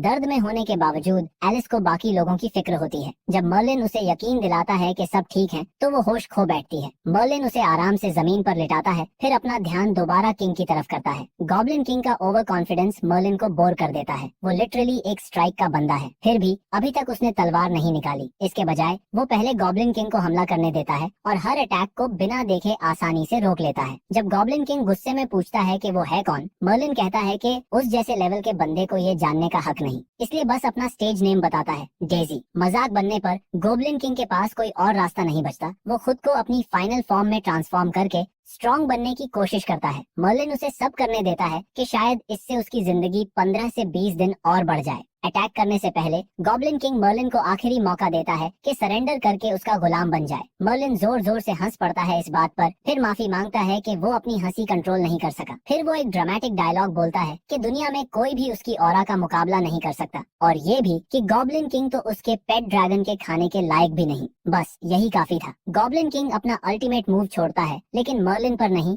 एलिस पर। मर्लिन बिना घबराए नंगे हाथ से वो अटैक रोक लेता है और गॉब्लिन किंग को झूठा कहता है कि वो अपने आप को होली टीयर कहता है। उसकी बहन लिलिथ भी इससे ज्यादा स्ट्रॉन्ग है। इस बकवास से तंग आकर मर्लिन आखिरकार अपनी तलवार निकाल लेता है और गॉब्लिन किंग को फौरन समझ आ जाता है कि वो किससे टकराया है। रूलर ऑफ प्राइड, वो लेजेंडरी वॉर्टेक्स सोर्ड सिर्फ मर्लिन ही चला सकता है। गॉब्लिन किंग के पास माफी मांगने का मौका भी नहीं होता। मर्लिन उसे धूल बना देता है। वो कमजोर था, लेकिन मर्लिन को फिर भी होली टीयर को हराने पर थोड़ी सी हेल्थ मिल गई। उसका वार इतना जबरदस्त था कि थ्रोन के पीछे वाली मूर्ति टूट गई, जिसके पीछे और भी ज्यादा सोने के सिक्के छुपे हुए थे। ये देखकर मर्लिन खुशी के ख्वाब में खो जाता है। वो अपनी जिंदगी के बुलंदियों तक पहुंचने का तसव्वुर करता है, लेकिन उसका वार कुछ ज्यादा ही ताकतवर था। पूरा पहाड़ जो केव के ऊपर था गिरने लगता है। अब उसके पास 2 रास्ते हैं, या तो एलिस को बचाए या खजाना लेकर भाग जाए। इस दफा उसका ब्लू, जो ज्यादा समझदार डेविल है, मशवरा देता है कि वो खजाना ले, लेकिन रेड डेविल कहता है कि एलिस को बचाए। वो उसकी मदद से एडवेंचरर्स गिल्ड में जा सकता है, जिसका मतलब है ज्यादा पैसा और ज्यादा ताकतवर दुश्मन। लंबा फायदा और मार्था से किया गया वादा याद करके मर्लिन एलिस को कंधे पर उठाता है और केव से बाहर निकलता है, सोने के सिक्कों के पहाड़ के लिए आंसू बहाता हुआ। जब वो बाहर आता है, हेनरी सबसे पहले उसकी तारीफ करता है और उसका शुक्रिया अदा करता है कि उसने एलिस को बचा लिया, लेकिन मर्लिन के आंसू रुकते ही नहीं। मार्था समझती है कि वो एलिस के लिए रो रहा है, जो बुरी तरह जख्मी है, मगर नहीं, ये आंसू उस आधे तैयार हीरो के लिए नहीं है। ये उस खजाने के लिए है जो अब उसके हाथ से चला गया। बाद में होटल में मर्लिन बेहोशी में पड़ी एलिस के पास बैठा होता है। सोचता है कि क्या उसे अपनी हीलिंग पावर्स से ठीक करे। उसे ये थोड़ा काम भी अजीब लगता है और वो गुस्सा करता है कि इतना बड़ा खजाना छोड़ दिया और अब उसे ये एक्स्ट्रा काम भी करना पड़ रहा है ताकि वो उससे दोबारा रिक्वेस्ट कर सके कि वो उसे एडवेंचरर बनने के लिए रिकमेंड करे। लेकिन अगर उसके साथ कुछ हो गया तो उसके सारे प्लान्स बर्बाद हो जाएंगे, इसलिए वो डिसाइड करता है कि वो ये करेगा। लेकिन पहले उसे एलिस के कपड़े उतारने पड़ेंगे। जैसे ही वो उसका आर्मर उतारने लगता है उसी वक्त मार्था और उसका बेटा रूम में आ जाते हैं और उसे हाथ में पकड़ा हुआ देख लेते हैं। वो उन्हें अकेला छोड़ देते हैं, ये समझकर के शायद मर्लिन और एलिस कपल हैं। और मर्लिन, जो इस बात को समझता ही नहीं, आराम से अपना काम करता है। सब आर्मर उतारने के बाद वो एक चार्मिंग एक्सप्रेशन के साथ उसके करीब झुकता है, जैसे कि वो उसे किस करने वाला हो। लेकिन जैसे ही उनके होंठ मिलने वाले होते हैं वो दूर हट जाता है और उसके जिस्म पर हर जगह थूकना शुरू कर देता है, चाहे ये जितना भी गंदा लगे। लेकिन मर्लिन का थूक हीलिंग प्रॉपर्टीज रखता है जो सिर्फ ऑपोजिट जेंडर पर काम करता है। कुछ ही देर में पूरा रूम उसके स्पिट बबल्स से भर जाता है और एलिस के सारे जख्म ठीक हो जाते हैं। ये मर्लिन की अल्टीमेट टेक्निक्स में से एक है, इसलिए उसका कोई इरादा नहीं कि वो दोबारा ये काम मुफ्त में करे। दूसरी तरफ जब एलिस के जख्म ठीक हो जाते हैं तो उसे एक लिटरल सपना आता है जहां वो नाइट ब्लेड से मिलती है और नींद में ही बोल पड़ती है कि वो कितना हैंडसम है और वो उससे सबसे ज्यादा प्यार करती है। मर्लिन को समझ आता है कि उसकी टेक्निक सिर्फ लोगों को ठीक नहीं करती बल्कि अजीब सपने भी दिलवाती है। खैर, उस रात मर्लिन सोता नहीं और उसके रूम में ही रहता है ताकि उसे किसी और नुकसान से बचा सके। अगली सुबह एलिस जागती है तो देखती है कि मर्लिन पहले ही चला गया है। उसे एडवेंचरर लड़की मिलती है जो उसे बताती है कि उसके बेहोश होने के बाद क्या कुछ हुआ। एलिस को यकीन नहीं आता कि मर्लिन ने उसकी जान बचाई है और वो शॉक में चली जाती है। एडवेंचरर लड़की उसे कहती है कि टेंशन ना लो, प्यार में झगड़े होते हैं। एलिस कहती है कि ये सब गलतफहमी है और ये कि वो और मर्लिन तो सिर्फ दुश्मन है, लेकिन कोई उसकी बात को सीरियसली नहीं लेता। खैर, अब एडवेंचरर ग्रुप अपना गिल्ड कमीशन कंप्लीट करके शहर छोड़ के जा रहा है। जाने से पहले वो सब एलिस का शुक्रिया अदा करते हैं उसकी मदद के लिए। डिपार्चर से थोड़ी देर पहले एडवेंचरर लड़की एलिस को छेड़ती है कि उस रात मर्लिन के साथ क्या कुछ हुआ। कहती है कि वो अगले रूम में थी और सारी रात हंसी मजाक और गुदगुदी सुनाई देती रही, जबकि ये सब एलिस ने नींद में कहा था। फिर भी वो हैरान हो जाती है कि मर्लिन उसके साथ उसकी बेहोशी में पूरा वक्त था। जब वो देखती है कि उसके कपड़े भी नहीं हैं, तो वो डर जाती है। शहर के बाजार में मर्लिन देखता है कि एक भीड़ जमा है जहां एक news reporter goblin battle cover करने आई है। वहां एक मोटा आदमी खुद को गांव का हीरो बता रहा होता है और दावा करता है कि उसने अकेले सारे गॉब्लिन्स को हरा दिया। लेकिन जैसे ही वो मर्लिन की साइड आई देखता है, फौरन भाग जाता है इस डर से कि कहीं मार न खा ले। अब जब मिस्टर चंकी भाग जाता है, रिपोर्टर मर्लिन की तरफ मुड़ती है ताकि उसका टेक ले सके गॉब्लिन इन्वेजन पर। मर्लिन प्राउडली कहता है कि ये कुछ भी नहीं था, उसने बस हाथ हिला के सबको उड़ा दिया। रिपोर्टर कैमरा की तरफ देखती है और हैरानी से बताती है कि किस तरह से शहर वालों ने गॉब्लिन्स का मुकाबला किया। वो ये भी अनाउंस करती है कि वो जल्द ही एक्स हीरो नंबर 233 एलिस का इंटरव्यू लेगी और बताती है कि एलिस कितनी बदकिस्मत रही है। पहले डीमन किंग ने पकड़ा, फिर पायरेट किंग और अब गॉब्लिन किंग। मर्लिन होटल वापस जाता है और मार्था से मालूम पड़ता है कि एलिस उसे ढूंढ रही है, तो वो सीधा एलिस के रूम की तरफ जाता है, ये सोच कर के शायद वो उसका शुक्रिया अदा करना चाहती है कि उसने फिर से उसकी जान बचाई। बस सोच के ही उसे हंसी आ जाती है कि एलिस घुटनों पे बैठ के उसके आगे झुकेगी। वो जल्दी से रूम में जाता है लेकिन फौरन उस पे हमला हो जाता है। वो हैरान होता है कि ये लड़की फिर से पागल क्यों हो गई है। एलिस कुछ नहीं कहती, बस बार बार उसे घिनौना, बदतमीज, डीमन, विलेन कहकर तलवार घुमाती रहती है। मर्लिन उसे दीवार से लगा देता है और गुस्से में पूछता है कि वो इतनी अग्रेसिव क्यों हो रही है। कहता है कि उसे तो उसका शुक्रिया अदा करना चाहिए और उसका एहसान चुकाना चाहिए कि उसने उसकी जिंदगी बचाई। लेकिन एलिस को कोई फर्क नहीं पड़ता। वो इल्जाम लगाती है कि मर्लिन ने उसके बेहोश होने का फायदा उठाया। ये ऑब्वियसली एक बड़ी गलतफहमी होती है। मर्लिन समझाता है कि उसने सिर्फ उसके कपड़े उतारे ताकि वो उसके जिस्म पे थूक सके और उसका इलाज कर सके, लेकिन एलिस को यकीन नहीं आता। एलिस पूछती है कि अगर ये सब सच है तो फिर एडवेंचरर लड़की ने रात भर कमरे से अजीब अजीब आवाजों का सुनना क्यों बताया। मर्लिन पूरा सच बयान करता है। एलिस ने सपने में चीख चीख कर कहा कि ओह आई लव यू, तुम बहुत हैंडसम हो। एलिस जमीन में गड़ जाने वाली शर्मिंदगी महसूस करती है। अब जब एलिस को यकीन आ जाता है तो मर्लिन उसे डांटता है कि वो कितनी नाशुक्री है। एलिस जबरदस्ती अपने आप को मजबूर करती है कि वो उसका शुक्रिया अदा करे, लेकिन मर्लिन ना सुनने का नाटक करता है और कहता है कि दोबारा बोल। तो एलिस चीख के कहती है जैसे हर वक्त करती है। मर्लिन फिर भी नहीं मानता और उसे याद दिलाता है कि उसने पूरे सोने से भरे केव का लालच छोड़ दिया उसकी वजह से। अब एलिस को उसकी बड़ी मेहरबानी का बदला देना होगा, उसे एडवेंचरर के तौर पर रिकमेंड करके। एलिस मान जाती है। इस तरह मर्लिन अपनी नौकरी छोड़ देता है, अपनी फैन गर्ल्स और फैन आंटीज को अलविदा कहता है। वो मार्था और हेनरी को भी गुड बाय कहता है और हेनरी से कहता है कि अब अपनी माँ का ख्याल रखना, क्योंकि अब वो उसके साथ नहीं होगा। सब कुछ ठीक होने के बाद मर्लिन और एलिस गाड़ी में सफर पर निकल जाते हैं। रास्ते में मर्लिन कहता है कि कितना अजीब है कि सब लोग उन दोनों को कपल समझ बैठे। इस दफा एलिस भी अग्री करती है और कहती है कि वो कभी भी किसी स्ट्रिपर जैसे बंदे को डेट नहीं करेगी। मर्लिन नाराज हो जाता है और फौरन जवाब देता है और इस तरह उन दोनों के दरमियान लवर्स वाला झगड़ा शुरू हो जाता है इस लंबी जर्नी के लिए। वहीं दूसरी तरफ गॉब्लिन मेज जो किसी तरह जिंदा बच जाती है, गॉब्लिन किंग की मौत का सुनकर फैसला करती है कि वो अपनी आर्मी के साथ साउथ माइग्रेट करेगी ताकि मर्लिन से जितनी दूर हो सके रहे। लेकिन उसी वक्त एक अजीब औरत मलबे में से निकलकर सामने आती है। वो बताती है कि उसने हेल लीजन की तीसरी चाबी ट्रेजर रूम से ले ली है, लेकिन वो किसी गवाह को जिंदा नहीं छोड़ सकती, इसलिए वो फौरन गॉब्लिन मेज और बाकी सब गॉब्लिन्स को मार देती है। कुछ घंटों बाद मर्लिन और एलिस एडवेंचरर्स गिल्ड के सामने पहुंचते हैं। मर्लिन फौरन गिल्ड के नोटिस बोर्ड की तरफ दौड़ता है कोई जूसी क्वेस्ट ढूंढने के लिए ताकि पैसा कमा सके, लेकिन एलिस उसे खींच के रिसेप्शनिस्ट लूसिया के पास ले जाती है और उसका तारुफ करवाती है। लूसिया पूछती है कि क्या मर्लिन उसका बॉयफ्रेंड है। ये सुनकर एलिस का गुस्सा जाग जाता है और वो फौरन मर्लिन को धोखा देती है। उसे एक्सपोज कर देती है कि वो साउथ का वांटेड मुफ्तखोर है और उसकी गिरफ्तारी पर 5000 कॉइन्स का इनाम है। एलिस फिर एक्सप्लेन करती है कि उसका ये मतलब नहीं था। वो कहती है कि जिसके पास क्रिमिनल रिकॉर्ड हो वो एडवेंचरर नहीं बन सकता, इसलिए वो रिसेप्शनिस्ट लूसिया से कहती है कि मर्लिन अपना कर्जा उतारे ताकि उसका रिकॉर्ड साफ हो सके और एलिस की निगरानी में काम करके वो ये कर्जा चुका सकता है। लूसिया मान जाती है, लेकिन एलिस ने बाउंटी क्वेस्ट में एक लूप होल ढूंढ लिया, इसलिए वो उसे 5000 के बजाय सिर्फ 50 सोने के सिक्के देती है। फिर लूसिया मर्लिन की तरफ मुड़कर कहती है कि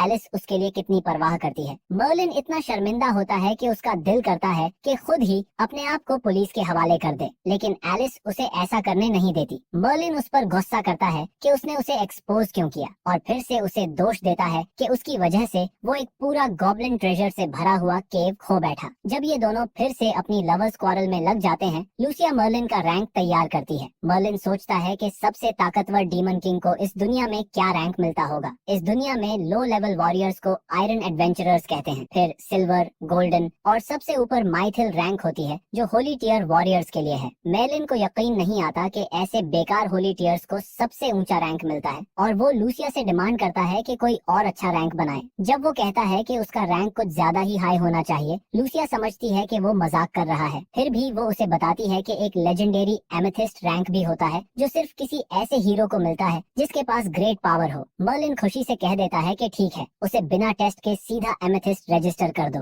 लूसिया फिर भी उसे सीरियसली नहीं लेती और हंसी में टाल देती है। तभी एक लाल बालों वाला लड़का हॉब्स, जो एलिस को जानता है, पीछे से उनकी बात सुनता हुआ सामने आता है। इसी वक्त एक और बंदा अर्नोल्ड गिल्ड में एंटर होता है और जब देखता है कि एलिस के साथ कोई और बंदा है तो दिल से टूट जाता है। वो फौरन घुटनों पे गिरकर एलिस से शादी का प्रपोजल देता है। याद दिलाता है कि एलिस ने उसे कितनी बार पहले रिजेक्ट किया है, जबकि वो एक नोबल का बेटा है। एलिस साफ कह देती है कि वो सिंगल है और न ही मर्लिन से कोई लव रिलेशन है। ये सुनकर आर्नोल्ड फौरन खुद को जीतने के मूड में ले आता है और मर्लिन को एक मुकाबले के लिए चैलेंज करता है कि जो जीते वो एलिस को डेट करे। लेकिन मर्लिन को कोई फर्क नहीं पड़ता, वो तो इस अधपकी एक्स हीरो से दूर ही रहना चाहता है, तो वो मुकाबले से पहले ही हार मान लेता है और आर्नोल्ड को जीत मिल जाती है। मगर आर्नोल्ड इस हार को एक्सेप्ट नहीं करता। उसे लगता है कि मर्लिन उसका मजाक उड़ा रहा है। नोबल का बेटा होने के नाते वो आम आदमी की चैरिटी लेने के लिए तैयार नहीं। पूरी 800 की ड्रामा स्टाइल में कहता है कि वो एलिस को उस इविल मर्लिन से बचाएगा। एलिस को इस सारी बकवास से कोई लेना देना नहीं। वो सीधा पंच मार के आर्नोल्ड को जमीन पे ला देती है और कहती है, जमीन पे आओ भाई। लेकिन आर्नोल्ड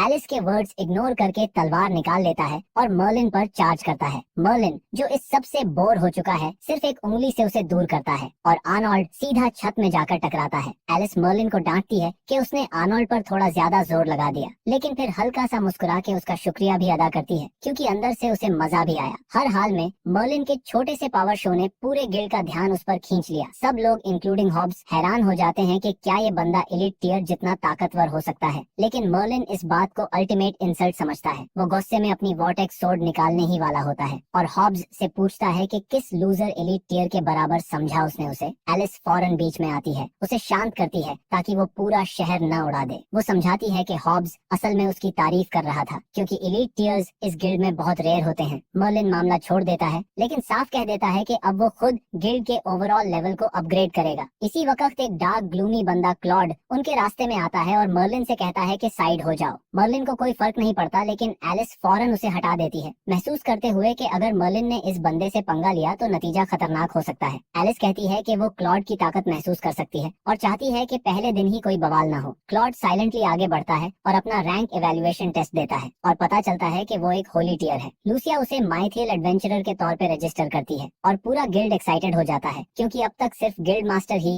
एक होली टियर था। मर्लिन ऑफ कोर्स बिल्कुल इम्प्रेस्ड नहीं होता। वो नहीं चाहता कि कोई वीक लूजर सबकी नजरों का सेंटर बने, इसलिए वो खुद अपना असेसमेंट देने के लिए आगे बढ़ता है, सबको शॉक करना चाहता है। लेकिन उसका सरप्राइज उल्टा निकलता है। जैसे ही उसने क्रिस्टल बॉल छुआ उससे कोई रोशनी नहीं निकलती। क्रिस्टल बिल्कुल भी ग्लो नहीं करता। इसका मतलब है कि मर्लिन के पास बैटल ऑरा नहीं है। गिल्ड के सब मेंबर्स उसे नीचा समझने लगते हैं, कहते हैं कि ये चिल्ला चिल्ला के सिर्फ हवा बना रहा था, असली में तो ये जीरो निकला। लेकिन सबसे बुरा ये होता है कि लूसिया कहती है कि अगर क्रिस्टल बॉल ग्लो न करे तो इसका मतलब ये बंदा एडवेंचरर बनने के लायक ही नहीं है। उसके पास न बैटल ऑरा है न मैजिक पावर। मर्लिन जब ये सच एलिस को बताता है तो वो शॉक्ड होती है, लेकिन पूरी तरह हैरान नहीं, क्योंकि उसने खुद देखा है कि ये बंदा सिर्फ एक अटैक में सब कुछ खत्म कर देता है। इसलिए एलिस लूसिया को जमानत देती है कि मर्लिन जरूरी ताकत रखता है एडवेंचरर बनने के लिए। मगर लूसिया को लगता है कि एलिस सिर्फ इसलिए सपोर्ट कर रही है कि वो मर्लिन से प्यार करती है। मर्लिन लूसिया को मनाने की कोशिश करता है, कहता है कि डीमन ने भी उसे हेल लीजन का लीडर बनने के लिए रिक्वेस्ट की थी, लेकिन उसने इनकार कर दिया। लेकिन लूसिया इसे भी झूठी कहानी समझती है। पीछे कुछ एडवेंचरर गाइज हंसने लगते हैं, मजाक उड़ाते हैं कि अगर धोखा देने के लिए कोई रैंक होता तो मर्लिन को जरूर एमेथिस्ट टियर मिलता। लेकिन मर्लिन अपनी जगह बनाए रखता है। अपनी ताकत साबित करने के लिए वो लूसिया से कहता है कि गिल्ड मास्टर को बुलाओ, वो उससे लड़ाई करेगा और हरा कर दिखाएगा। सब समझते हैं कि ये भी एक और बड़ा दावा है, जैसे आज पूरे दिन से वो करता आ रहा है। लेकिन ये बात फॉर्मर गिल्ड मास्टर, एक होली टियर्ड वॉरियर, सुन लेता है। वो मर्लिन का चैलेंज एक्सेप्ट करता है और दोनों गिल्ड के बैटल ग्राउंड्स में उतरते हैं। गिल्ड मास्टर मर्लिन को याद दिलाता है कि उसने यहीं पर कई ताकतवर वॉरियर्स को हराया है, लेकिन मर्लिन उसे पूरी तरह इग्नोर करता है। उस वक्त बिजी होता है अपने कान से मक्खियां निकालने में। ये अल्टीमेट डिसरिस्पेक्ट गिल्ड मास्टर को गुस्से से लाल कर देता है। वो कहता है, मुझ पर फुल पावर से अटैक करो, अगर तुम मुझे 1 इंच भी हिला दो तो तुम जीत जाओगे और मैं तुम्हें एडवेंचरर रजिस्टर करवा दूंगा। मर्लिन परमिशन मिलते ही अपनी वॉर्टेक्स सोर्ड से अटैक करता है और पूरा अरीना उड़ा देता है। बाहर तक की स्ट्रीट्स भी ब्लास्ट में थरथरा जाते हैं। एलिस साइलेंटली दुआ करती है कि मर्लिन गिल्ड मास्टर को ज्यादा हर्ट न करे, लेकिन ब्लास्ट देख के वो भी हिल जाती है। बाकी एडवेंचरर्स अस्यूम कर लेते हैं कि ये डैमेज उनके गिल्ड मास्टर ने किया है ताकि मर्लिन को उसकी औकात दिखाए, लेकिन असली में मर्लिन छोटी सी मुस्कुराहट के साथ बाहर आता है और एलिस को प्रॉमिस करता है कि उसने गिल्ड मास्टर को हर्ट नहीं किया, क्योंकि उसे उसकी जरूरत है एज अ विटनेस। थोड़ी देर बाद गिल्ड मास्टर बाहर आता है हिलता हुआ और लूसिया से कहता है कि नए कपड़े लाओ, क्योंकि उसने डर के मारे अपना पैंट गीला कर दिया है। आखिर में मेरिलिन को आयरन एडवेंचर के तौर पर रजिस्टर किया जाता है, हालांकि उसने इवेल्युएशन फेल किया था और गिल्ड के सबसे ताकतवर इंसान को डिस्ट्रॉय कर दिया। एलिस उसे कहती है कि खुश हो जाओ, क्योंकि वो पहला बंदा है जिसे टेस्ट फेल करने के बावजूद भी एडवेंचरर बनने की परमिशन मिली है। मर्लिन एलिस से पूछता है अब क्या करें, फिर खुद ही डिसीजन ले लेता है। एलिस गिल्ड मिशन पिक करेगी और वो खुद सोलो होली टियर एनिमीज से निपटेगा। उसका गोल है हर महीने 100 कमिशंस करना और उसकी गिनती बहुत बेकार है। कहता है कि इस तरह वो हर महीने 10 करोड़ सोने के सिक्के कमा लेंगे। आखिर में मर्लिन ये भी अनाउंस करता है तुम्हें 10% मिलेगा एकदम फ्री में, लेकिन एलिस बिल्कुल भी खुश नहीं होती। वो गुस्से में मर्लिन से कहती है कि बस अब निकल जाओ। मर्लिन भी निकलता है, लेकिन जाते जाते एलिस को बार बार बुरा भला कहता है कि इतना कुछ करने के बाद भी उसने अपनी औकात नहीं समझी। अब भले ही वो गुस्से में हो, लेकिन भूख भी लगी है। लेकिन प्रॉब्लम ये है कि उसके पास खाने के पैसे भी नहीं है और रात गुजारने के लिए कोई जगह भी नहीं। तो एंड में मर्लिन एलिस के घर में घुस जाता है जबकि वो शावर ले रही होती है। एलिस जैसे ही पानी की आवाज के बीच कुछ कदमों की आवाज सुनती है, लगेगी सिर्फ 1000 सोने के सिक्के हर महीने। एलिस उस मोमेंट पे उसको बाहर फेंक देती है, लेकिन मर्लिन दरवाजे के बाहर से चिल्लाता रहता है कि इतने सारे एहसान करने के बाद भी एलिस उसके लिए कुछ नहीं कर रही। कहता है मेरे पास रहने की जगह नहीं है और लिटरली भीख मांगता है कि दरवाजा खोलो। उसकी शोर से आसपास लोग जमा हो जाते हैं। लोगों को उस पर तरस आता है। कुछ लोग तो ये भी बोलते हैं बेचारा, लगता है इस वर्थलेस हीरो ने इस बेचारे को यूज करके छोड़ दिया। फौरन मर्लिन को अंदर खींच लेती है ताकि वो और ड्रामा न करे, लेकिन उसके बाद तलवार लेके उस पर टूट पड़ती है गुस्से में कि उसने उसकी रेपुटेशन का कबाड़ा कर दिया। मर्लिन सब अटैक्स इजीली डॉज करता हुआ सीधा दोस्त है, मैं तुमसे कोई प्रोटेक्शन फी भी नहीं लूंगा। एलिस बार बार उस पर अटैक करती है, लेकिन एंड में एक्सीडेंटली बेड पे उसके ऊपर गिर जाती है। मर्लिन फुल शेमलेस टोन में कहता है क्या तुम मेरे साथ बेड शेयर करना चाहती हो। एलिस गुस्से में कुछ बोलने ही वाली होती है कि मर्लिन उसको एक रग में लपेट के सिर्फ एक हल्की सी फिंगर फ्लिक से सुला देता है और खुद मजे से रात भर सो जाता है। अगले दिन एलिस गिल्ड पहुंचती है। पूरा गुस्सा निकालते हुए लूसिया और हॉब्स को बताती बताती है, ये इंसान मेरे घर घुस गया, मुझे जमीन पे सुला दिया। लगता है कि यहाँ मसला एलिस का है, उसके जल्दी गुस्सा होने की वजह से, और वो उसे कहता है कि शांत हो जाओ, जो कि एलिस के गुस्से को और भी ज्यादा भड़का देता है। मर्लिन बस उठकर गिल्ड पहुंच के फैन बॉय आर्नोल्ड को बताता है कि वो अब एलिस के साथ रह रहा है, जिससे सब लोग समझते हैं कि इन दोनों ने एक और मुकाबले की रिक्वेस्ट करता है। कहता है कि ये बेहतरीन होगा, लेकिन इस दफा मुकाबला तलवार का नहीं होगा, ये एक एडवेंचरर स्टाइल का वो जीतेगा। आर्नोल्ड एक ए ग्रेड गिल्ड कमिश्नर जो डेनबाशर में नजर आ रहे हैं, मर्लिन को मुकाबले की कोई टीम बनाती है, जिससे मर्लिन हैरान रह जाता है कि अब वो किसके साथ टीम बनाए। आखिर में वो नशे में डेनबाशर जा रहे होते हैं। हॉब्स एक्सप्लेनेशन मांगता है और मर्लिन कहता है कि हॉब्स ने खुद उससे रिक्वेस्ट की थी कि इस खतरनाक मिशन पे ले चले। वापस जाना चाहता है क्योंकि वो सिर्फ एक लो टियर मेज है, जबकि मर्लिन के पास तो कोई मैजिक पावर भी नहीं। लेकिन मर्लिन हॉब्स को यकीन दिलाता है कि सब ठीक होगा